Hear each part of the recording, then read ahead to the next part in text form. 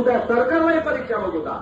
आम्ही आमची हिंमत सोडणार नाही. आणि शेवटी वनपट्टा हातात घेतला 13व्या दिवशी, म्हणजे सरकारचं अधिकाऱ्यांचं 13वं त्या दिवशी केलं आणि वनपट्टा हातात घेऊन आपली लोक त्या ठाण्यावरून निघाली.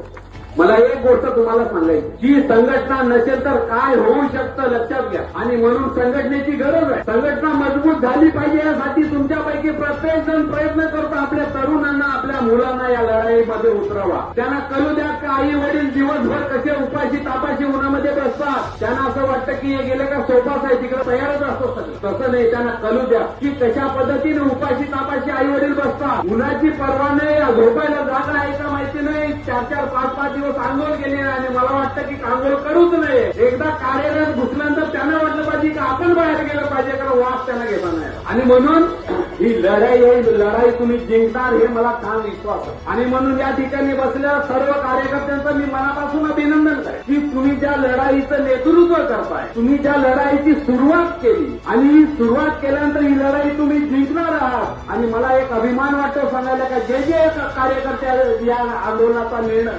निर्णय घेतील किंवा या आंदोलनाचं नेतृत्व करतील, ज्यांना वनपट्टा मिळेल त्यांची मुलं सुद्धा तुम्हाला आयुष्यभर विचारणार नाही. लक्षात घ्या, एवढं चांगलं काम हे संघटनेच्या माध्यमातून या ठिकाणी करतात. देश इंग्रजांच्या गुलामीमध्ये होता, हा देश स्वतंत्र झाला. आणि देश स्वतंत्र झाल्यानंतर स्वातंत्र्यवीरांना विचारलं जायचं की हा स्वातंत्र्य कशासाठी. आणि त्या वेळेला ते स्वातंत्र्यवीर सांगायचे की ज्या वेळेला आम्हाला मरण आलं तरी चालेल, आमचा संसार उद्ध्वस्त झाला तरी चालेल, आम्ही या जगात नसलो तरी चालेल, परंतु देश स्वातंत्र्य झाला पाहिजे. आणि तो जर देश स्वातंत्र्य झाला तर रांगेतल्या शेवटच्या माणसाच्या डोळ्यातले अश्रू पुसले जातील. देशाच्या स्वातंत्र्याला 77 वर्ष झाली, बरोबर ना सुनील भाऊ. आज सुद्धा आम्हाला रस्त्यावर उतरावं लागतं. आम्ही काय कोणाच्या गुलामीत नाही आहोत. या देशामध्ये सरकार आमचं आहे, या देशाचे मालक आम्ही आहोत. आणि तरी सुद्धा आम्हाला रस्त्यावर उतरावं लागतं. याच्यासारखी शोकांतिका कुठली. आणि म्हणून संघटना मजबूत झाली पाहिजे. लक्षात घ्या, संघटना मजबूत नसेल तर आपल्याला त्या कुठे फेकून देतील ही लोक, आपल्याला लाठ्या चालवतील, आपल्याला आंदोलन करून देणार नाही. आणि म्हणून तुम्ही ज्या जिद्दीने या ठिकाणी बसला आणि सांगितलं सरकारला, सांगितलं कलेक्टरला, सांगितलं इथल्या प्रांतांना की जोपर्यंत आमच्या मनासारखं होत नाही तोपर्यंत आम्ही या ठिकाणी उठणार नाही, जिद्द जी तुम्ही ठेवली.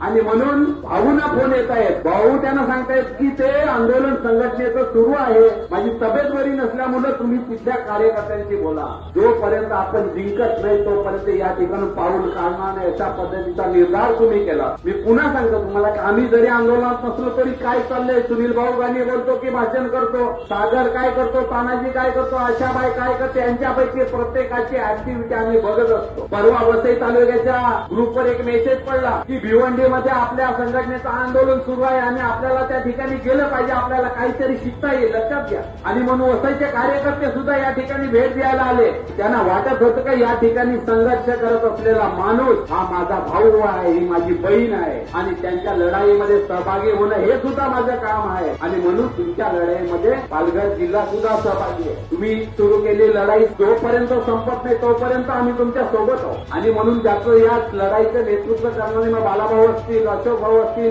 सर्व जिल्ह्याची टीम आहे, तालुक्याची टीम आहे, हे तुमच्या बरोबर सुद्धा खांद्याला खांदा लावून लढाई लढताय. तुम्ही ज्या पद्धतीनं आहात या ठिकाणी, ज्या ताकदीनं, ज्या जिद्दीनं, ज्या रागानं या ठिकाणी बसला, तीच ताकद या कार्यकर्त्यांना त्याची प्रेरणा मिळते. आणि म्हणून अतिशय चांगली लढाई तुम्ही लढत आहात. लक्षात घ्या, मला खूप बोलायला लागतं आणि तुमच्या समोर रोज अशी भाषणं तुम्ही ऐकत असाल, त्यामुळे मी जास्त वेळ घेणार नाही. परंतु मी तुम्हाला एक गोष्ट सांगेन जाता की मला बोलायला लागतं म्हणून असं ते कीर्तन सुरू असतं आणि माझ्यासारखा कीर्तनकार जो आहे तो कीर्तन करत असतो आणि त्याला काही थांबायची येत नसते. लोक 1 तास 1 तास होतो, 2 तास होतो, 3 तास होतात. लोक कंटाळतात का हा काही थांबायचं नाव घेत नाही. आणि मागचे काही जे पुरुष मंडळी आहेत ते एक कोण तंबाखीच्या नावाने, पण बाकीच्या कुठल्या नावाने एक जातो.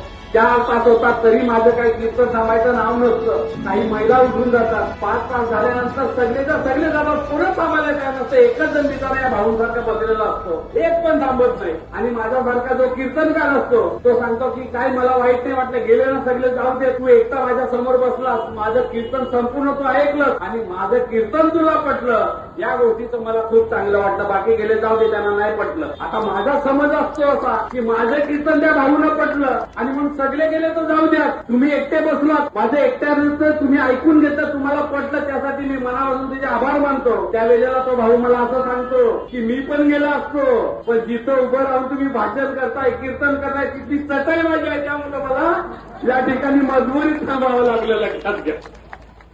आणि म्हणून ती वेळ मी येऊ देणार नाही. मी पुन्हा तुम्हाला मनापासून या आंदोलन